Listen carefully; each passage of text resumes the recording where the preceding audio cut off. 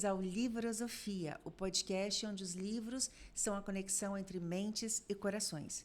Hoje, antes de apresentar o livro e o nosso convidado especial, eu vou agradecer ao nosso público, porque nós chegamos a mais de 1.000 seguidores, né, no Instagram, muitos seguidores nas outras redes e quase 80 mil visualizações. Então, eu estou muito feliz. Agora, eu quero pedir um favor também para todos vocês que estão comentando, compartilhando os nossos vídeos. Não se esqueçam de se inscreverem em nossos canais, especialmente no YouTube, né, de nos seguir no Instagram, porque isso é muito importante e faz com que a gente tenha condições de continuar produzindo esse conteúdo de qualidade para vocês. E para comemorar todas essas vitórias do Livrosofia, eu trouxe alguém que é especialista em conexões humanas, alguém que é referência e que sabe referenciar como ninguém. Rodrigo de Bernardi, autor do livro Referenciologia, bem-vindo ao Livrosofia. Obrigado, Flávio. Eu fico feliz de estar aqui com você, honrado pelo convite e na expectativa de a gente fazer esse tema chegar a mais pessoas, né? E fazer diferença para alguém. Isso aí. E você que é o cara do network, hoje o tema, né, especial é referências network. Eu já te convido a participar do movimento que o Livrosofia vem liderando, mas que vai ganhando também outros adeptos, que é o movimento do Brasil com mais leitores e pensadores, já que a gente tem tido aí a redução do número de leitores e a gente não tem como referenciar autoridades ou com autoridade se a gente não tem um conhecimento base, e os livros trazem isso para a gente, não é isso, Rodrigo? Sim, os livros trazem isso. A gente pode contar comigo no movimento, eu faço questão. Vou te contar uma história que aconteceu comigo, com meu filho. Logo no início, ele era pequenininho ainda, e ele me pedia as coisas, né, brinquedos e tudo mais, e muitas vezes eu não tinha condições de comprar para ele, e eu ficava triste com isso, e toda vez que eu dizia não, eu tinha que inventar uma história e tudo mais, arrumar uma desculpa, e aquilo não era legal para mim. Então um dia eu chamei ele e, olhando para ele, eu disse: meu filho, muitas vezes eu vou ter que te dizer não para algumas coisas que você quer, para algum brinquedo, e eu quero que você entenda que quando eu disser não para os brinquedos é porque eu realmente não posso te dar. Mas tem uma coisa que eu te dou sempre que você quiser, é livro. E aí ele introspectou aquilo, ele recebeu bem, e hoje ele é um leitor ávido. Na ocasião, acho que ele tinha pouco mais de 3 anos, ele já estava lendo, e ele já estava lendo o Símbolo Perdido, do Dan Brown. Então, que legal. Ele já começou cedo, né? Isso, foi legal, não esqueço dessa passagem. Que bacana, que bacana. Eu também tenho várias histórias de livro para contar em relação às minhas filhas, tanto que né, a gente está aí planejando o lançamento do livro infantil que eu escrevi para minha filha mais velha, e a mais nova foi que me inspirou a fazer esse podcast, porque ela é a leitora mais ávida que eu conheço, né? Ela chega a ler 60, uma média de 60, 70 livros por ano. Agora ela começou a fazer direito, então tem que ler muito livro técnico. Acho que a literatura de ficção vai ficar um pouquinho reduzida, mas ela gosta muito de ler. E aí essa paixão dela foi, né, uma das coisas que me inspirou a fazer esse podcast, essa homenagem aos livros, que é o Livrosofia, que né? Massa. Adoro. Bacana, né? Isso aí, gente. Aqui todo mundo que vem tem uma história bacana para contar sobre os livros. Então vamos falar, Rodrigo, né? Você que é mentor em inteligência de expansão empresarial. Achei super bacana essa expressão, né? Hoje você também é Master Business, especialista em networking, né, que é uma ferramenta importantíssima de desenvolvimento e expansão negocial. E hoje você ocupa o cargo de diretora do BNI Espírito Santo e distrital e BNI Bahia, não é isso? Isso, BNI Espírito Santo e Bahia. E Bahia. E aí já tem participação, né, em outros livros, mestres do networking, e agora lança o seu livro, Referenciologia. né? E como é que está sendo aí você agora como autor lançar esse livro e vir aqui o Livrosofia falar sobre ele? Qual a importância para você colocar todo esse conhecimento, essa experiência que você tem no papel em forma de livro? Eu ensaiei para escrever esse livro muito tempo. Eu acho até que eu já tenho o tema do meu próximo, mas ensaiei muito tempo. Nós temos um amigo finado, Caco Appel, que sempre me instigou, me incentivava a escrever.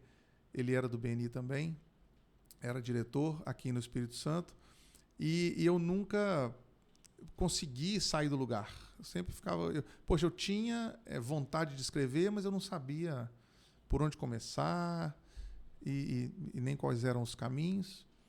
E eu acho que o que me fez escrever o livro foi simplesmente uma decisão. Sabe? Eu tenho tantas pessoas, eu converso com tantas pessoas que me dizem a mesma coisa. Nossa, eu ainda vou escrever meu livro. Eu tenho vontade, mas eu não sei por onde começar. E eu acho que a gente só precisa começar, né? Quando você começa, as ideias vêm e você vai desenvolvendo. Então, colocar isso... Aqui tem mais de uma década de conhecimento do mundo empresarial. Entre contatos, já treinei quase 10 mil empresários, já tive contato direto com todos eles. E aquilo que eles exigem de mim, muitas perguntas às vezes que eles fazem, muitas coisas que eles esperam que eu traga soluções, vieram me desafiando a encontrar respostas, também ouvindo as experiências, enfim. Então, o que eu fiz foi só compilar o que eu aprendi com eles, né? Então, está aqui, eu espero que seja útil para quem vem, para os próximos. Olha, gente, eu já posso testemunhar que foi muito útil para mim. Vocês estão acostumados a ver meus livros muito marcados, mas é porque esse livro acabou de chegar nas livrarias, não é isso? Sim. Acabou de chegar. E quando eu recebi um emprestado, porque ainda não estava à venda. Então, eu não pude marcar muito, eu marquei só uns trechos que eu quero comentar aqui, porque se fosse meu, ele estaria todo marcado, porque o livro é todo muito instigante. Ele, como toda boa obra, tem um storytelling fantástico. E eu queria começar por aí, Rodrigo. Você começa contando um pouco da sua história, de como você chegou, né, ao BNI. Explica para a gente um pouquinho, né, conta um pouquinho dessa sua história e explica para os nossos ouvintes o que é o BNI, para quem não sabe. Eu me formei em construção, engenharia civil, e fui atuar na área da construção por muito tempo. E eu vivia na construção, eu não sabia do BNI, não conhecia nada disso ainda. Como a maioria dos empresários, eu caí de paraquedas no mundo empresarial, não fui treinado para isso. Muito pelo contrário, eu trabalhava numa empresa que era familiar, meu pai e o sócio tinham essa empresa. Eu fui fazer engenharia porque a empresa dele era uma empresa de engenharia. Então, eu imaginei que eu pudesse seguir aquele caminho e aprender com eles, enfim, a seguir a empresa. Um dia, o sócio dele me chamou na sala, me prometeu me ensinar tudo que ele sabia, para que depois eu pudesse ensinar os filhos dele, que são mais novos que eu. E aí eu gostei da proposta e segui firme em frente. Aí eu enfiei a cara mesmo, continuei aprendendo e tecnicamente ele me passou tudo realmente que ele podia, me ajudou inclusive a me tornar docente da Faculdade de Engenharia, onde eu me formei. Então, e eu estava me capacitando para seguir aquele caminho. Aprendendo todo o que a gente chama hoje de hard skill, né? Tudo. Sou um engenheiro tecnicamente muito bem formado. E aí, quando eu acabei de me formar, eu deixei a faculdade com meu diploma na mão, eu fui fazer uma pós-graduação em gestão empresarial para seguir o que estava sendo programado. Só que ali, naquele momento, o sócio e o meu pai desfizeram a sociedade. Então, eu me vi perdido, eu não tinha mais de onde sair recurso financeiro, eu fui procurar um amigo meu que tinha formado comigo e pedi apoio. Eu falei, o Cristiano, eu falei, Cris, eu não tenho o que fazer, eu preciso de trabalhar, me ajuda. Eu já estava casado. Meu projeto de vida ruiu nesse momento. E aí o Cris estava com uma empresa, ele era empreiteiro, ele era subempreiteiro de uma grande empresa da construção, e ele tinha uma obra num bairro para fazer todo o sistema de drenagem, esgotamento sanitário daquele bairro. E ele falou, cara, o que eu tenho é isso, se você quiser, pode vir. Aí eu fui trabalhar com ele. Passado acho que uns 2 meses, essa grande empreiteira chamou o Cris e perguntou qual era a minha relação com ele e que ele deveria formalizar aquela relação. E assim ele me trouxe para o escritório dele e falou, cara, eu preciso que você... a gente tem que formalizar nossa relação e eu não posso registrar você como CLT. O meu orçamento não prevê isso. Então eu quero que você ou me emita uma nota fiscal ou me emita uma RPA. E eu, sem saber o que era um ou outro, perguntei o que é mais barato, né? Qual o imposto que é menor? Então ele falou, vai pela nota fiscal. Naquela época não tinha MEI, né? Tinha que ser uma limitada. Não, era uma né? limitada. E aí eu segui as orientações dele, o Ninguém contador... Ninguém te contou os custos de junta comercial, de tudo que tinha, né? Ao criar uma limitada, né? Nada. Me apresentou o contador dele e eu fui acreditando naquilo. Passou, acho que perto de uma semana, ali, uns 4 ou 5 dias, o contador me entregou o bloco de notas. Era um bloco meio A4, em 3 vias carbonado, eu lembro direito. E aí, no mesmo dia que o contador me entregou o bloco de notas, o Cris me chamou dizendo que a empreiteira tinha cancelado o contrato. Nossa. Então eu fiquei com a empresa aberta, o contador e as despesas para pagar, sem cliente nenhum. Dividi com o Cris essa questão. Cara, e agora o que eu vou fazer? Não tenho para onde ir. E ele, mais uma vez, me abraçou e me disse que tinha uma obra para fazer, estava tendo um orçamento para uma reforma de um edifício, da fachada do edifício, que o sogro dele morava. E ele se prontificou a me ajudar, me ajudou a fazer o orçamento da obra, me colocou em contato com essa pessoa, me acompanhou até a reunião do condomínio de apresentação da proposta, até o momento que eu fechei o contrato. Uhum. E ali começou a minha primeira empresa. Então, mas eu me lembro que uma coisa me chamou a atenção na sua história, que enquanto o ex-sócio do seu pai, ele te ensinava, né, o hard skill, ele que era professor universitário e tal, o seu pai te dava alguns conselhos em relação ao que hoje a gente chama de soft skill. Que conselho era esse?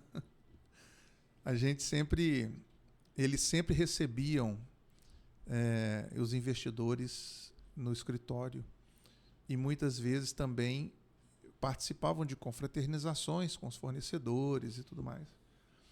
E sempre que ia chegar um investidor ou tinha algum fornecedor importante, o meu pai me chamava e dizia, olha, aproxima dessa pessoa, porque é importante para você. E eu ficava sem saber o que é aproxima dessa pessoa, né? E aí eu ia para onde eles estavam e tudo, e eu não tinha muito assunto. Então eu ficava por ali, sem entender o que era aproxima da pessoa.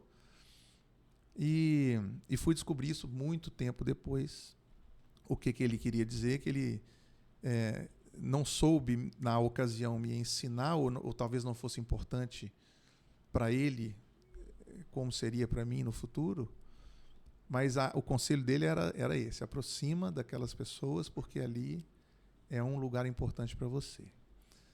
E o sócio, então, aí eles terminaram, e quando eu fui, muito tempo depois, com a minha empresa já funcionando, eu acreditava que ser competente tecnicamente era suficiente para ter um negócio. A maioria dos jovens ainda pensa assim. Ainda né? pensa. Ser competente é suficiente. E não era, porque eu não sabia onde e como encontrar os clientes. Eu tinha uma empresa de engenharia, então aquela obra que o Cristo me arrumou, me ajudou a fechar, me trouxe mais uma ou duas na sequência. Só que depois acabou. E aí eu não sabia mais o que fazer. E vender obra não é fácil. Aí que eu fui descobrir o BNI, respondendo sua pergunta. Isso aí. 1 ano e meio depois que eu fui convidado pela primeira vez. E o que é esse tal de BNI para o nosso público? Assim? Isso. Aí, nessa sequência, nos convites que eu recebia, eu imaginava que era a pirâmide, né, que era algo voltado para o multinível, enfim. E eu sempre esquivava. Eu não queria muito saber o que era, não. Certo, um preconceito. Tinha um preconceito, e eu arrumava muita desculpa. E eu fui convidado durante 1 ano e meio. E a pessoa acreditando em mim, me chamando, mas me respeitando também, respeitando o meu tempo. E até que um dia para aquela pessoa parar de me convidar, eu pedi a ele que me convidasse quando tivesse uma reunião perto da minha casa. E 6 meses depois ele veio e disse, olha, agora suas desculpas acabaram, que eu tenho uma reunião perto da sua casa, você vai lá ver. E eu fui, sem saber muito bem o que era. E quando eu cheguei naquele ambiente, o que me chamou muito a atenção é que uma pessoa, uma empresária, na ocasião, uma corretora de imóveis, veio até mim e me perguntou, e ela disse assim, fala o seu nome, ela se apresentou e me disse, me fala mais sobre você. E eu fiquei esperando que ela me desse um cartão de visitas, que ela fosse me vender alguma coisa. E isso não aconteceu. Ela me perguntou, eu me apresentei, ela ouviu com muita atenção. E assim, depois que ela saiu, outras pessoas vieram e tiveram a mesma atitude. E aquilo me despertou um interesse que eu não tinha. E aí eu fui assistir a apresentação e eu descobri que o BNI significa Business Network International. É uma organização global voltada para o networking profissional, com profissionais qualificados. Normalmente é para o público micro, pequenos empresários e tem a característica de contribuir para ganhar. Então, quando eu vi aquela pessoa me recebendo daquela forma, ela quebrou todos os preconceitos que eu tinha e me trouxe para uma realidade que eu não conhecia então. E o BNI, ele tem um método e princípios próprios, né, Rodrigo? Que você destrincha, você não fala especificamente do BNI, mas você fala de um método e de princípios próprios que é muito diferente de você chegar num coffee break, começar a bater papo e entregar seu cartão. Né? Sim. Ou como você costuma dizer, às vezes a pessoa chega já entregando o cartão, não pergunta nem o nome da pessoa, nem o nome, já entrega o cartão e acha que isso é network, né? Assim como... E esse é o conceito do fluxo da receita, que eu trato também no livro, é a base desse conceito, porque assim como os nossos processos, na nossa empresa, assim como a produção de um produto específico, de um carro, de uma TV, existe método, né? Tem processos, tem um método de como fazer as coisas. Eu fui descobrir que o networking também tem um método de fazer que funciona e por isso eu me apaixonei. Como engenheiro, né? Que então, gera negócios, né? E o network mensurável, quantificável, que apresenta resultados concretos, né? A gente entende que por isso que a inteligência de expansão está aí. É uma forma de compreender que o networking ele faz parte do negócio. Então, quer dizer, lá com o sócio do meu pai não me ensinou a fazer networking. Eu fui descobrir que o que faltava era isso. Então, muitos empresários... Fui descobridor, né? Fui descobridor. Muitos empresários hoje já têm a consciência de que o networking é importante e fazem errado, muitos empresários hoje ainda não têm consciência ou não acreditam que seja importante, mas, pela minha experiência, o networking é tão importante quanto a venda. E os dois andam juntos, mas são diferentes. São diferentes. Você, logo no início do livro, coloca o PCE, ponto de conexão emocional, como o primeiro elemento essencial para o network. E eu achei isso muito interessante, porque você faz toda uma correlação, uma demonstração com pesquisas recentes das diversas neurociências, né? E como ele pode ser estabelecido nesse universo de negócios que costumeiramente é visto como eminentemente racional, ou talvez puramente racional. Onde que entra esse ponto de conexão emocional? Eu tenho uma pergunta simples, que muitas vezes as pessoas não sabem responder. Se eu colocar você e o seu concorrente, ambos vestidos com a mesma roupa, lado a lado, com a mesma proposta nas mãos e o mesmo preço, por que eu escolheria você e não o seu cliente? Essa é a pergunta. E aí muita gente não sabe responder. E a resposta está no PCE. É no ponto de conexão emocional. Esse ponto é o ponto que te conecta àquela pessoa, muitas vezes sem você perceber, que te ajuda a tomar decisões ou que te influencia a tomar decisões. E a gente muitas vezes fala sobre isso, mas isso não é visível ou não é perceptível para todas as pessoas. Então, é uma técnica que pode ser aplicada, que deve ser aplicada, para que você selecione as suas pessoas, para que você selecione seus clientes, para que você encontre caminhos entre o mundo dos negócios hoje, racional, e pode ser um diferencial competitivo para quem está no jogo. Ótimo, muito bom.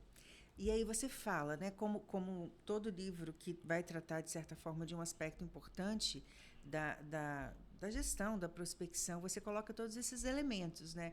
O fluxo de receita, a prospecção, os leads qualificados, a taxa de conversão, né? E apontando que a qualidade dos relacionamentos muitas vezes supera a quantidade. E aí você traz umas estatísticas incríveis, assim, que eu gostaria de que você compartilhasse, assim, né, com o nosso público. Queria também que você fizesse, se a gente pudesse comparar o fluxo de uma venda normal, da finalização de um contrato com o cliente, com aquele feito, com o network dentro, né, desse procedimento, desse método que é trazido aqui no livro. Quais seriam as principais diferenças? Primeiro, é importante saber que a maioria esmagadora do dinheiro que você vai ganhar na sua vida vem do networking. E isso não pode passar em branco. Por outro lado, o que amplamente está massificado para todo mundo é a venda. Então, venda, e principalmente a venda direta, que tem o conceito de prospecção e venda. Você quer colocar dinheiro na sua empresa? Prospecção e venda é o que você tem que fazer. E isso é verdade, por um lado. Tem um outro lado. Então, a prospecção e a venda, eu aprendi com um amigo, que é o Alberto Martin. O Alberto é o fundador do Instituto Internacional de Influência. Ele também faz parte do... Como é que chama, gente? Da Academia de Letras da Amazônia. Alberto deixou aqui um lembrete para nós aqui na página, na contracapa. Alberto me diz assim uma vez: Rodrigo, a venda começa quando o cliente diz não. Quando o cliente diz sim, não é venda, é atendimento ao cliente. Então, isso me trouxe uma percepção diferente, porque nem sempre é prospecção e venda. Já que tem esse conceito de quando o cliente diz não, eu estou vendendo. Quando ele diz sim, eu não estou vendendo mais, eu só estou atendendo. E aquilo me quebrou um monte de paradigma, um monte de conceito. E eu comecei a compreender um pouco melhor a importância do networking no processo. E aí eu trouxe o complemento. Então, aí, quer dizer, todo o quebra-cabeça fechou na minha mente, onde, se eu tenho que ganhar dinheiro, eu tenho que prospectar e vender e atender o cliente, e o atendimento ao cliente eu estou fazendo quando eu não estou vendendo, onde que entra o atendimento ao cliente? E aí eu fui compreendendo e conectei as peças no meu conceito. E eu entendo que o networking vem antes da prospecção. Ou seja, o networking ele vai proporcionar um atalho que me permite sair do funil prospecção e vendas e ir direto para o atendimento ao cliente. E isso me economiza tempo. Muitas pessoas que não gostam de vender vão utilizar esse atalho. E aí o networking passa a fazer sentido. Vou te dar um exemplo simples. Numa dessas conversas minhas com os empresários, veio uma pessoa até mim e disse assim: Rodrigo, eu preciso da sua ajuda. Eu estou indo para Domingos Martins e eu preciso vender um curso lá, eu preciso formar uma turma. Falei, poxa, que bom, como é que eu posso te ajudar? Ela falou, então, eu não conheço ninguém lá. Eu disse, então, você está com a sua turma programada para quando? Ela disse, em 45 dias. Eu falei, então pode desmarcar. Porque você está no fluxo de prospecção e venda e isso não vai ser bom. Vai ter muita energia para você. Vai lá. Vai lá na cidade. Vai tomar café na padaria deles. Vai almoçar no restaurante deles. Vai usufruir do salão de beleza deles. Né? Vai se conectar com as pessoas lá primeiro, para elas saberem quem você é.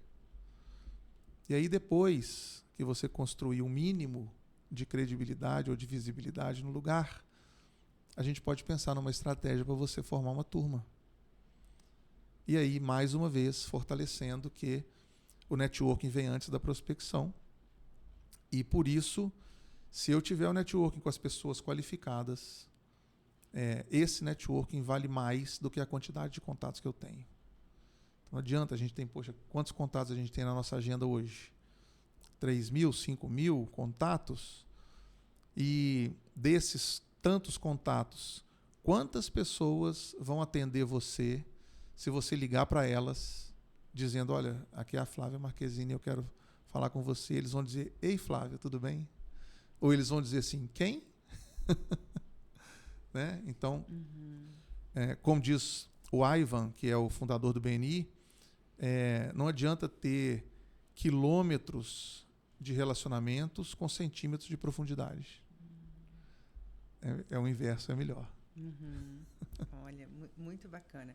E você cita 5 mecanismos que facilitam a conexão entre network, prospecção, vendas e atendimentos. Se a gente pegar aqui, ó, logo foi a primeira marcação que eu fiz no que diz respeito até ao método. Gente, e o livro dele, o bacana, é que ele traz organogramas, ele traz exercícios práticos. Eu, por exemplo, tive uma dificuldade imensa de fazer essa parte da especialização, né, da demarcação, né, do meu da segmentação, público, da né? segmentação. Tinha uma dificuldade imensa e isso é fundamental, eu também né? Então, e aí depois que você faz também fica fácil. Muito mais fácil, né? De você entender o seu negócio e como você vai apresentá-lo para sua rede de contatos, assim, e consequentemente vender. E esses 5 passos aí, né, que está aí no seu nesse primeiro organograma, olha só, gente, como é organizado, né, o livro. Conta aí pra gente esses mecanismos que facilitam a conexão entre network, prospecção, vendas e atendimento. Pronto. Então, primeira coisa que a gente precisa ter é a ferramenta CRM, que tá normalmente sendo usada para vendas, né, para fazer prospecção e vendas, mas nós podemos usá-la para networking. Que essa ferramenta CRM é a gestão de relacionamento com o cliente, né? Aquela ferramenta que trata da gestão de relacionamento com o cliente, não é isso? É uma ferramenta, posso dar exemplos de softwares, que tem vários softwares aí, mas um software simples que vocês podem usar é o Trello, por exemplo.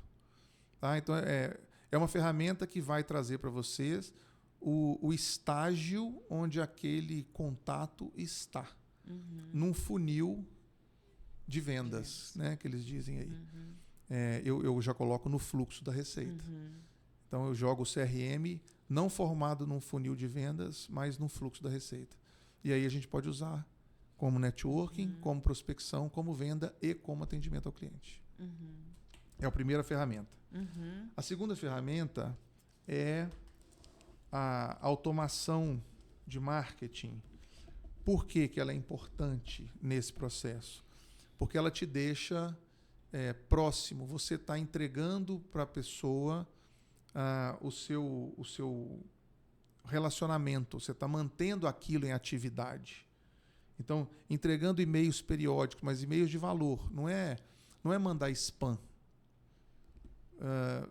Eu até peço, quem me tiver em lista de transmissão do WhatsApp, me tira, por favor. Por quê? Você ser inserido em um local que não é legal para você, porque alguém te colocou lá, é agressivo. E isso incomoda quem não está no jogo das vendas. Muito pelo contrário, passa uma impressão de que você está precisando de dinheiro.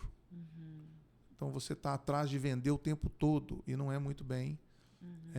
É um conceito que vem contra o networking. Quem utiliza o networking, ele não vende, ele é comprado. Então, você usar automação como e-mails ou ferramentas de mensagens para entregar conteúdo é muito importante. As próprias redes sociais estão aí para isso e as pessoas estão usando para vender. E assim... Inclusive os podcasts, né? Inclusive os podcasts. Que é onde você demonstra autoridade, especialização na sua área específica. Né? Aí você vai encaixar no item 5, que é a construção de autoridade com conteúdo. O podcast vem aqui. Lá na automação de marketing, é a hora que você começa a entregar conteúdos automaticamente para as pessoas e que você está ali sempre aparecendo com alguma coisa interessante em alguma data específica que seja legal para aquela pessoa. Não é conteúdo de venda, é conteúdo que seja importante para o cliente. E são periódicos, um newsletter, um jornalzinho, alguma coisa que... Né? As contabilidades fazem muito bem isso, trazendo para a gente as atualizações. Tem muitos advogados que fazem também, trazendo atualizações das legislações. Né? Então, isso é importante porque você mantém o contato com as suas pessoas. Eu não vou falar com o seu cliente, mas é com as suas pessoas. O terceiro item são as reuniões regulares de networking. Você se prontificar a estar desenvolvendo relações de confiança. Não são reuniões de venda. São reuniões onde você vai conhecer. Olha, eu vou dizer, não é comum, mas não é comum aqui no Brasil ou na América Latina, a turma que tem o sangue quente, mas o empresário, ao desenvolver o seu negócio, ele assina um contrato social.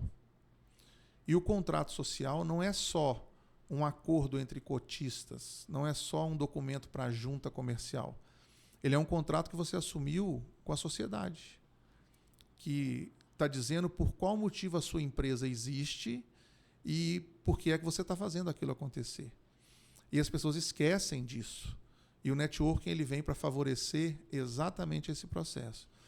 O empresário precisa usar o networking para se relacionar com a sociedade, sem a expectativa de vender.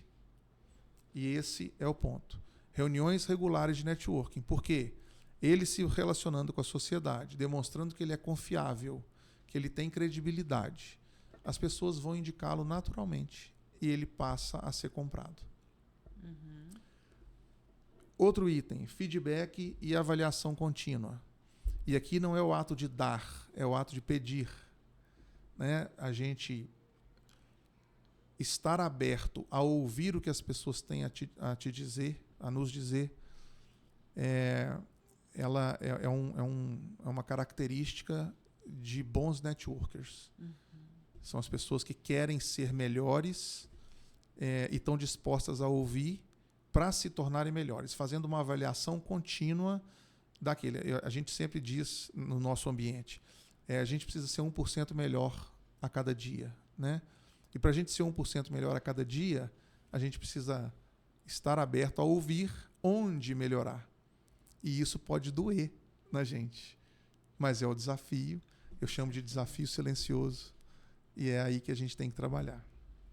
E, por fim, a construção de autoridade com conteúdo. O livro é um elemento para isso. Artigos são importantes para isso. O podcast é outro item importante nesse item. Então, palestras, aulas, documentos, enfim, apoio, consultorias. Isso tudo faz diferença e vai auxiliar para que a pessoa tenha mais resultado no networking. E por falar em desafio, você fala no capítulo 3 sobre esse poder da segmentação. Para pessoas como eu, por exemplo, que sou mais da área de humanas, né, advogados em geral, a gente costuma, advogados, pessoas que têm essa visão mais holística, um pouco artista às vezes também, né, do mundo, que gosta das coisas mais cooperadas, colaboradas, integradas, tem um certo preconceito com essa ideia de segmentação, de fragmentação. Acham que essa é até uma visão um pouco superada. Acho que o mundo agora tem que estar integrado. Por isso que eu confesso que quando eu li esse seu capítulo 3, eu fiquei assim, sabe, com o pezinho atrás, falei, será que é isso mesmo? Mas depois eu fui entender e que às vezes a gente precisa se fragmentar, né, separar as partes para entender o todo, não é isso, Rodrigo? Explica um pouquinho como é que a gente faz isso no âmbito dos negócios. Sim. Guarda uma frase para você começar a digerir isso. O especialista é aquele que sabe cada vez mais sobre cada vez menos. Esse é o poder da segmentação. Por quê? Quando a gente está generalista, quando a gente está fazendo um pouco de cada coisa, a gente está competindo com todo mundo. E é muito difícil competir com todo mundo. A gente passa a competir por dinheiro, por preço. E, às vezes, não é esse o caso. Ao passo que, se você é especialista, você está competindo com muito menos pessoas, você é muito mais valorizado no que você faz e você resolve muito mais problemas específicos das pessoas. Então, só que o que acontece na prática é que a gente tem medo de se especializar porque acha que está perdendo mercado. Então fica aquela nuvem, né? Eu acho que eu não vou fazer isso, depois eu faço, enfim. E, de novo, é uma decisão. Se tornar um especialista é uma decisão. Não tem tempo para isso acontecer. Só precisa ter coragem e fazer. E aí você vai ser testado quando isso acontecer. Isso aconteceu comigo. E trazendo, então, para ilustrar, eu já era membro do BNI e eu trabalhava com construção civil. Então, eu achava que quanto mais amplo fosse o meu ramo de atuação, mais possibilidades eu teria. E eu já tinha o meu escritório, eu já estava atendendo alguns clientes, e eu comecei a receber indicações das pessoas, das mais diversas indicações. Então, vinha a indicação de alguém que queria pintar o teto da sala, tinha outro que queria trocar a torneira, tinha um outro que queria que eu fizesse uma perícia técnica no prédio. Aí vinha um que falava que o tio tinha um terreno lá no interior e queria fazer uma permuta. Depois vinha alguém me pedindo para construir a casa. Nossa Senhora, era cada um que vinha com uma demanda diferente. E eu comecei a refletir sobre o quanto de tempo aquilo me tomava. Porque para cada tipo de serviço eu tinha uma precificação diferente. Para cada tipo de serviço eu tinha uma mão de obra diferente. Muitas vezes eu não tinha domínio daquele assunto e eu tinha que perder tempo estudando aquilo. Então, eu comecei a perceber que era menos inteligente ser generalista. Eu ia ter mais resultados se eu me especializasse. E comecei a olhar para os meus clientes. Então, esse é o primeiro exercício, começa aí. Olha para os seus clientes. Faz uma relação dos seus 10 melhores clientes dos últimos 12 meses. Aqueles clientes que te deram mais dinheiro do que trabalho. Igual o Pareto, né? 80-20. E aí, relaciona essas pessoas num papel e começa a olhar quais características eles têm em comum, que você gosta de trabalhar e que te favorece. E aí você já começou o seu primeiro nível de segmentação, olhando para aquilo que você é bom e para aquilo que te deixa feliz fazendo e que te dá dinheiro. Quem não conhece pode pesquisar aí sobre o conceito do Ikigai, que faz uma conexão com tudo isso aí, e que o Ikigai também já começa com a segmentação. Você fazer o que ama, amar o que faz e ganhar dinheiro com isso. E ainda ajudar a sociedade. Tá? Por isso, fazer a seleção dos seus clientes é o primeiro. Depois, você se posicionar numa área geográfica. Você quer atender os seus clientes onde? Poxa, eu estava na construção, mas às vezes eu precisava de atravessar a cidade, eu demorava 2 horas, 3 horas para chegar num cliente, outras 2 horas para voltar, muitas vezes para ter uma negativa lá na proposta. Então, muito tempo dedicado, eu poderia estar dedicando aquele tempo mais próximo de mim. Então, comecei a criar o meu ambiente geográfico, o meu limite de atuação. E dentro desse limite de atuação, olhando para os clientes que eu gostaria de atender, eu já comecei a perceber as características desses clientes. No meu caso, eram clientes que gostavam de obras rápidas. Eles gostavam de ter controle sobre o que estava acontecendo. Normalmente já vinham com os projetos muito bem definidos, muito prontos. Então não tinha muito como dar errado, como mudar o custo da obra. E aí eram também obras comerciais. Então eram características dos meus clientes.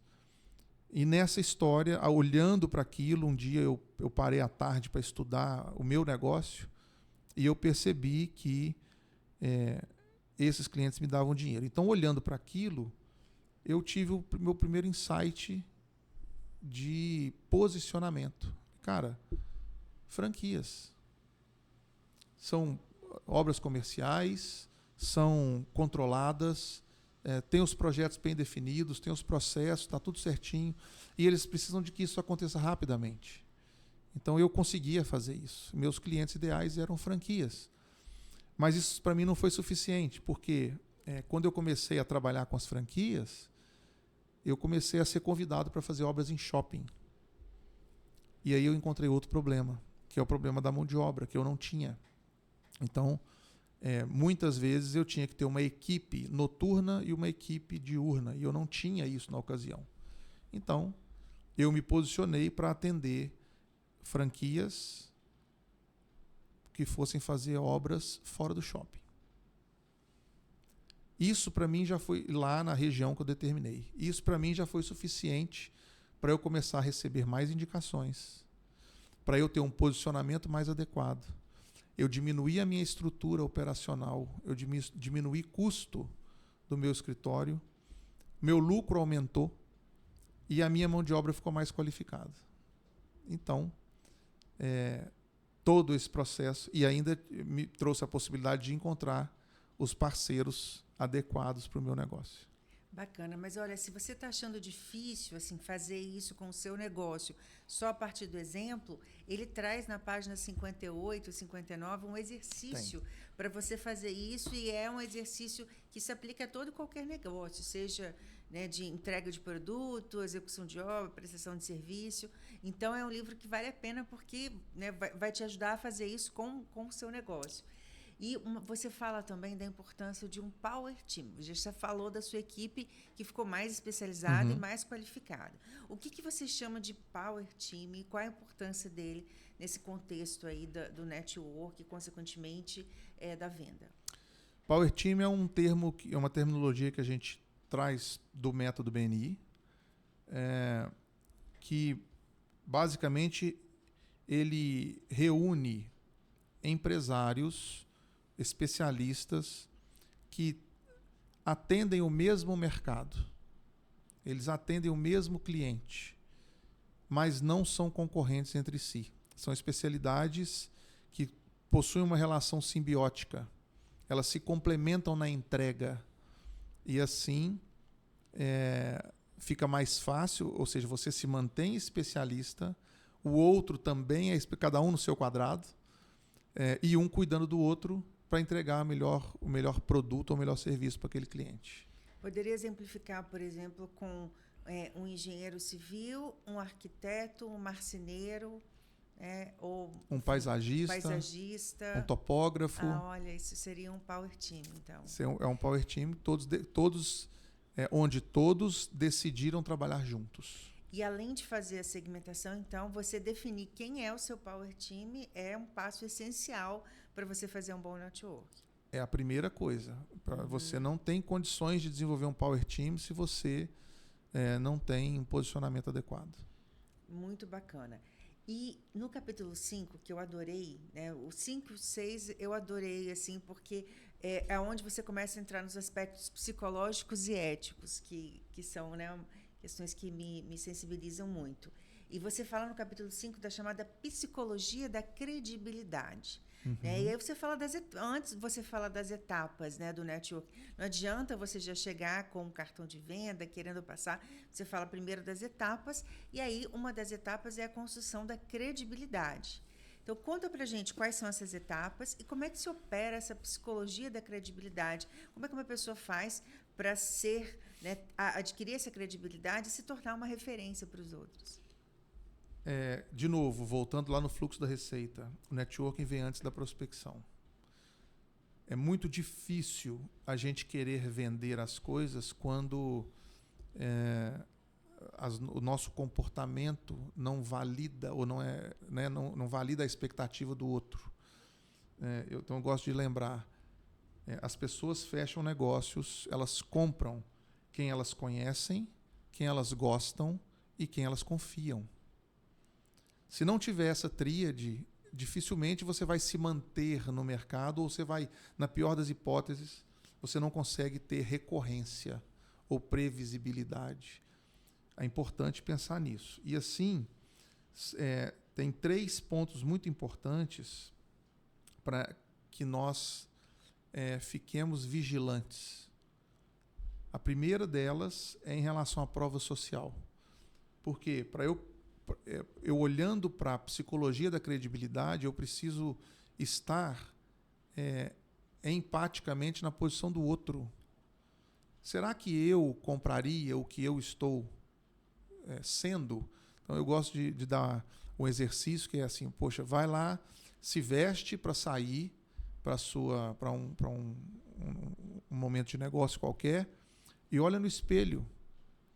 E, primeira coisa, a sua imagem, você compra.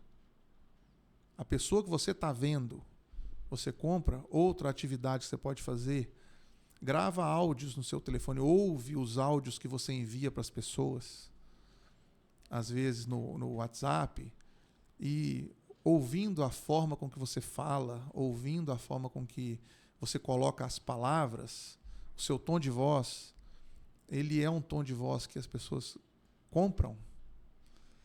Ou seja, isso tudo vem envolvido na psicologia, porque a psicologia vai da credibilidade. Eu não sou psicólogo, tá? Então, por favor, se eu estiver invadindo a área da psicologia, não é a minha intenção.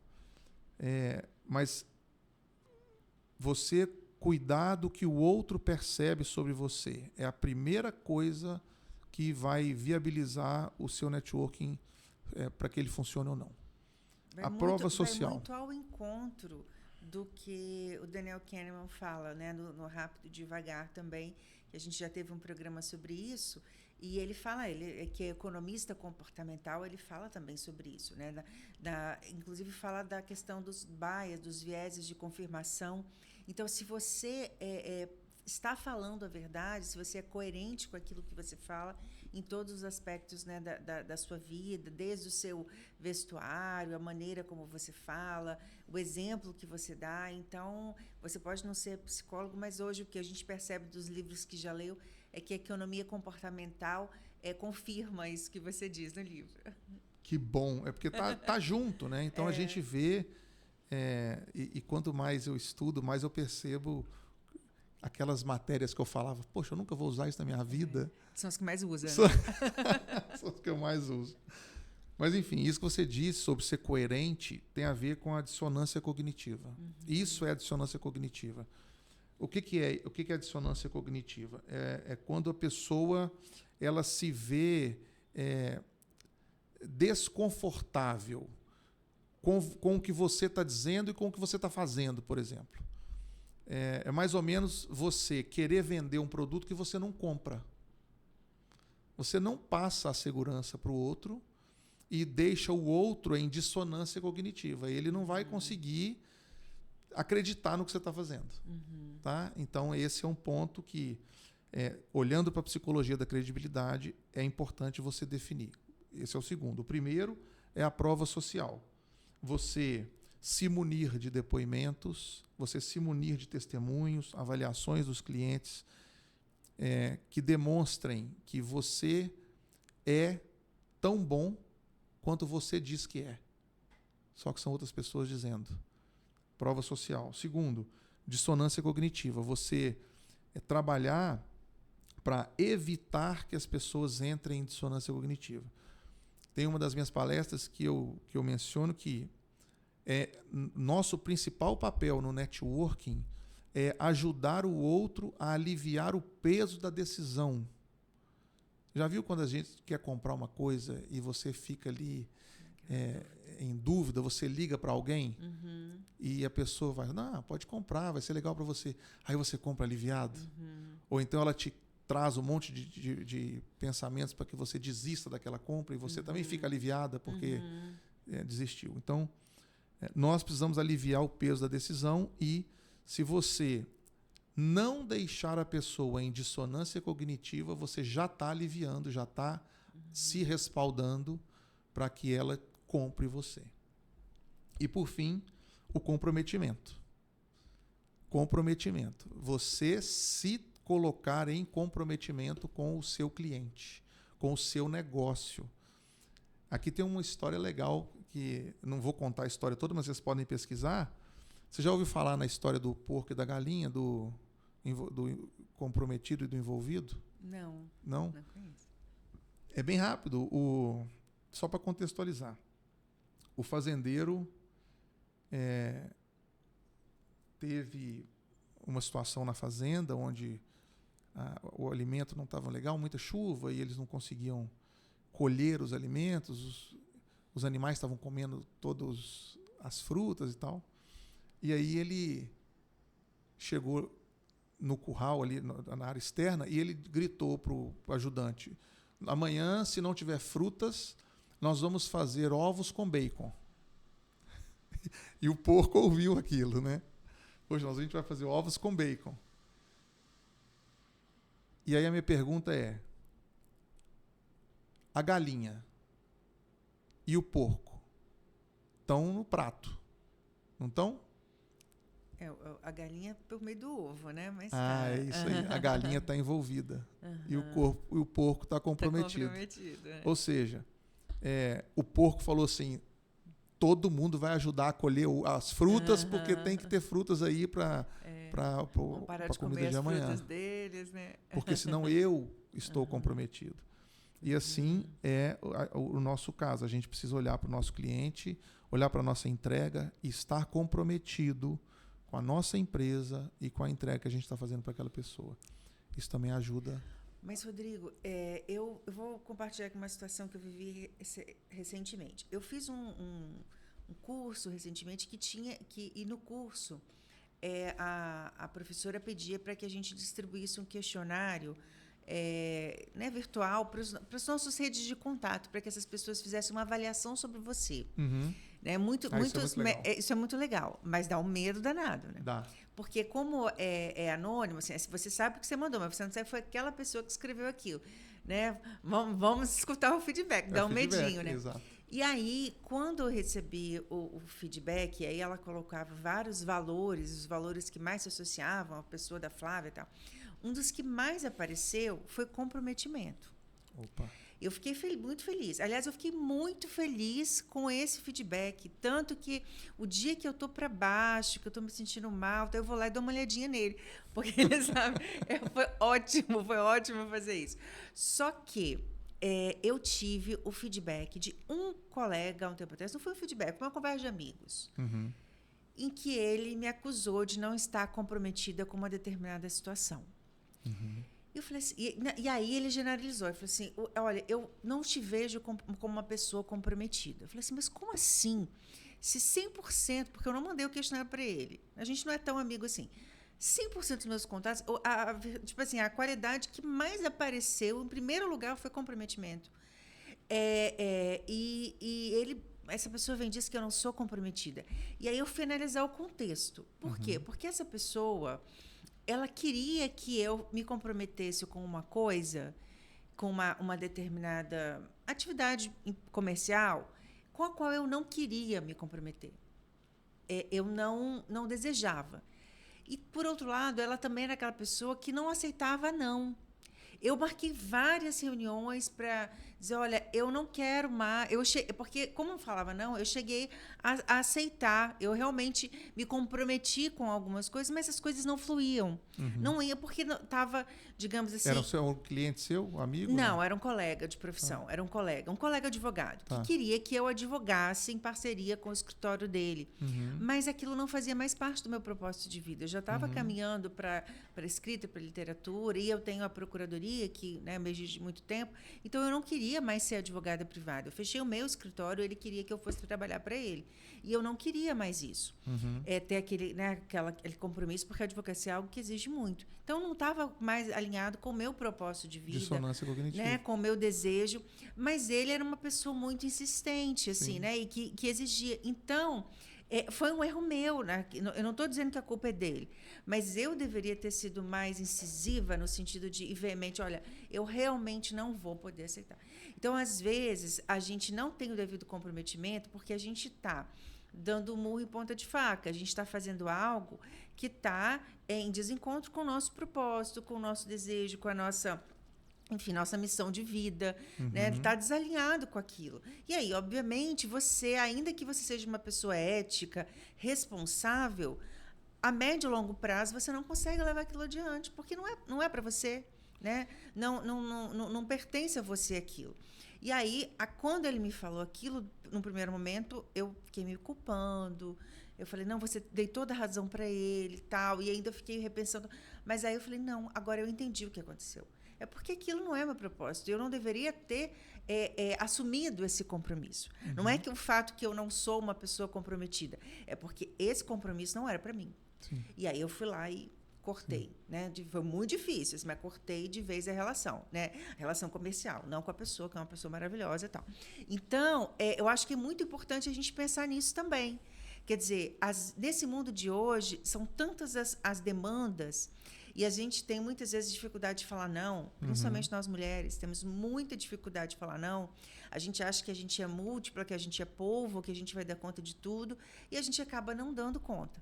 Então, eu acho que para a gente alcançar esse pilar do comprometimento e ser vista como uma pessoa comprometida, uma pessoa confiável, porque você corresponder às expectativas, né, é sinal de confiabilidade, né, de confiança. É importante você pensar muito bem e refletir sobre quais as escolhas e com o que você vai se comprometer e para o que você vai dizer não. Eu acho que isso é muito importante, concorda? Plenamente. E isso tem a ver com posicionamento. Né? Você se posicionou. Você disse, isso eu não quero.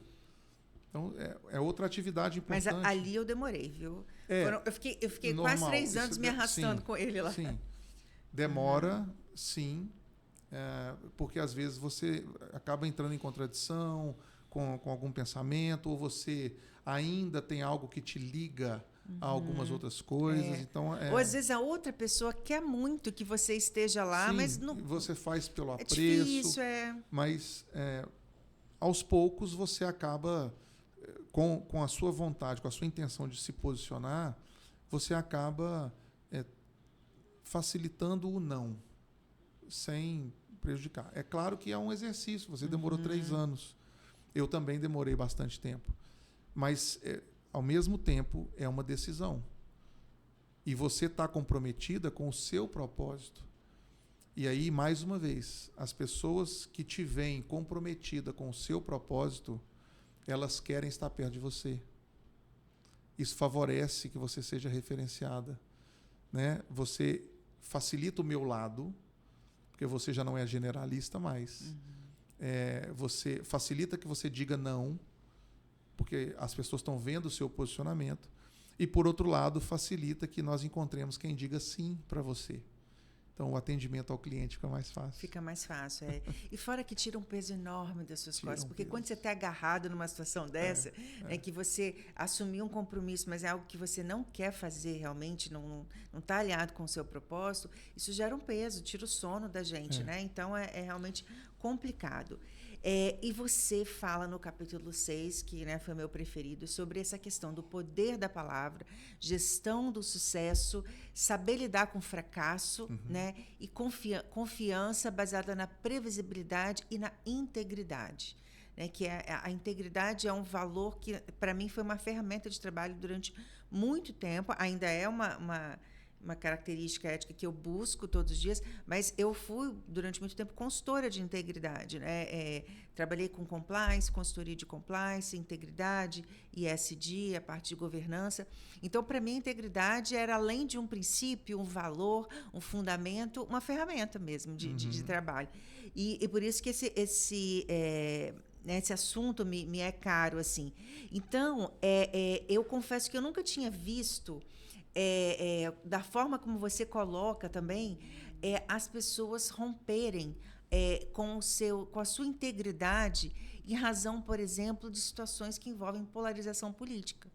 Pessoas que sempre foram extremamente éticas, mas que rompem, inclusive, com a sua rede profissional, mas muitas vezes de contato, por conta de questões político-partidárias, por extremos de todos os lados. E aí o BNI tem um método para que isso não aconteça, assim, ele tem uma estratégia, né? Tem uma estratégia. Conta para a gente, que você coloca aqui no nosso livro, que serve, eu acho que tanto para as organizações, como também para a gente usar nos jantares de família. A estratégia é simples, a gente não fala. A gente respeita, mas não aborda o assunto que é polêmico, exatamente por haver a possibilidade de colocar as pessoas umas contra as outras, por polarização. Então, ao invés de a gente ficar discutindo ou argumentando o que você não vai conseguir mudar no outro, né? Parece que você precisa fazer com que a sua ideia se imponha, a gente já começa. É o princípio do relacionamento, do networking, você respeitar o outro. Né? E são 3 assuntos proibidos, né? Quais são os assuntos proibidos? Esporte, proibidos? política e religião. Esporte, política e religião. E outros assuntos polêmicos, caso hajam. Aqui, eu queria dizer que eu conheci, antes de você, eu conheci uma especialista nesse tema que já tinha esse método, que é a minha mãe, né? Que salvou. Mãe, olha, tá vendo como você é fera? Você salvou, né, os jantares de família, o Natal, né? Porque ela sempre disse, né? Às vezes meu pai puxava assunto, ou eu puxava assunto, ela... Na mesa não se fala sobre política e religião. E isso é importante, Flávia, para quem está no universo do networking e querendo se envolver, tomar um cuidado grande nos eventos com o álcool. Porque o álcool vai soltar a língua, né? Então, é importante você que vai nos eventos de negócios... Cuidado, se controlar, saber o seu limite e se manter. Porque se você entra numa pilha dessa, você vai manchar a sua credibilidade. Esse é o Eventos de network, festa da firma, como se diz. Festa da firma, o povo vai falar de você. Não é churrasco, lugar para encher a cara, hours, né? Às vezes a gente, eu estou num churrasco com o pessoal lá do trabalho, ou com os clientes. É o momento de você tomar cuidado. Aliás, toma cuidado sempre, porque eu, pelo sua credibilidade. Particularmente, tomei uma decisão recente de beber assim, só em situações muito pontuais, praticamente tirar o álcool da minha vida, porque não estava fazendo bem em nenhum aspecto. Esse capítulo me lembra, e quando a gente estava, quando eu estava me preparando para vir para cá, eu lembrei, e aí eu li o seu roteiro, né? Os seus comentários dizendo que esse capítulo foi muito caro para você, e eu me peguei lá atrás. Uma coisa que poucas pessoas sabem sobre mim é que eu sou faixa preta de Taekwondo. Olha, que legal.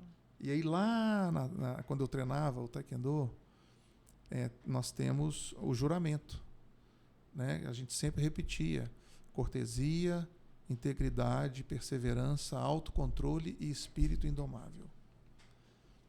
Esses são os valores que regem ali o universo de quem pratica o Taekwondo.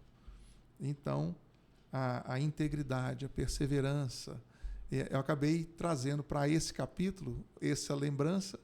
Falei, cara, tem a ver. Tem sabe? muito a ver. Tem a ver. E essa ideia do espírito indomável é o espírito não manipulável, né? O espírito livre, né? Livre. Que tem muito a ver até com o livro Filosofia Passado, em que a gente fala um pouco sobre aquele livro do Dan Ariely, Desinformação e a manipulação, né, das informações, né? Muito, muito legal, adorei. Não sabia que esses eram os princípios. E para a gente encerrar, que a gente já está aí caminhando, né, para o fim do livro Filosofia, você fala da importância da autenticidade, né, o alinhamento entre o discurso e a prática, e no último capítulo você fala do líder referenciável. O que é ser autêntico e o que é ser um líder referenciável? Você ser autêntico é você ser leal e honesto com os seus valores. Você não se mudar por causa dos outros, né? Obviamente que você não precisa às vezes ter o mesmo nível de intimidade que você teria com seus amigos, mas você ser fiel aos seus valores, àquilo que você acredita, com respeito, com educação, fazendo aquilo que você gosta de fazer. Então, você ser autêntico, para mim, no meu conceito, é manter os seus valores pessoais, seus valores profissionais alinhados sempre, em qualquer situação. E ser um líder referenciável é agir dessa forma, é você ser o exemplo daquilo que você... agir de acordo com o discurso. Então, se você age com integridade, se você constrói conexões genuínas, se você demonstra confiança para as pessoas, faz com que elas percebam os seus valores, e você ainda tem uma missão, tem um propósito definido, você sabe para onde está indo, você caminha a passos firmes, as pessoas querem seguir você. Você sabe para onde está indo. Então, é alguém que sabe para onde vai e mantém os valores íntegros, e morais e éticos. Eu gosto muito do conceito, porque se você for pegar a palavra íntegro no dicionário, um dos sinônimos é inteiro. Uhum. Então, quando é importante você entender as suas partes, né, num processo de segmentação, de fragmentação, mas que você haja de forma inteira, né, uma coerência interna. E já que você falou do caminho, né, quando você sabe qual é o seu caminho, as pessoas te seguem. Tem uma frase que a professora Lucilena Galvão, que é minha professora de filosofia lá na Nova Acrópole, ela fala, que eu acho muito bacana, que para quem não sabe para onde vai, qualquer caminho serve. Né? Qualquer caminho serve. Então, é muito importante. É difícil a gente descobrir para onde a gente vai. Não é fácil, não é um processo fácil. Uhum. Às vezes, só com muita maturidade. Uhum. Né? É importante saber aquilo que você quer, aquilo que você deseja, aquilo que faz seu olho brilhar. Mas é importante você traçar essa busca. Né? Porque todos nós temos aí algo para alcançar em termos de desenvolvimento humano, né, Rodrigo? Todos nós temos. E nem sempre isso é tangível, é material, é financeiro. É claro que as empresas estão aí para gerar lucro, isso não tem como negar, a gente precisa dos recursos materiais e financeiros, mas não pode ser só isso. Porque, como disse o Jefferson no nosso livro Filosofia anterior, o Jefferson Cabral, nós não podemos colocar, né, os nossos interesses acima dos nossos princípios. Então, isso é fantástico, tudo, né? Falou tudo, né? Falou tudo. E você fala coisas muito fantásticas e de uma forma muito didática, que facilitam muito o nosso trabalho. Então, para um livro, eu li o livro e passei o Livrosofia como empresa, tal, passei ele pelo crivo dos seus exercícios e facilitou muito. Eu construí o meu Media Kit de forma muito mais facilitada. Então, eu recomendo para todos vocês, né, o livro. Agora já está à venda nas livrarias, já está à venda online também, Rodrigo? Está à venda online, na loja busbrasil.com.br, BUZZ Brasil, e na livraria Leitura do Shopping Vitória. Ótimo. E em breve teremos um lançamento conjunto, se Deus quiser, né, dos nossos livros, né? Eu vou lançar, aí você leva a família toda, né? Os pais compram o livro do Rodrigo e as crianças o livro da Flávia. Exato. Vamos junto. Rodrigo, muito obrigada. Flávia. Adorei a sua participação Foi aqui ótimo. no Livrosofia. É muito aprendizado, gente, para você que é empreendedor ou que trabalha numa organização, quer adotar, né, esse método. Fica aí a dica do livro. E, mais uma vez, eu peço a vocês que continuem, né, se inscrevendo em nosso canal, curtindo, compartilhando, né, as nossas postagens e trabalhando conosco por um Brasil de mais leitores e pensadores. Até o próximo Livrosofia.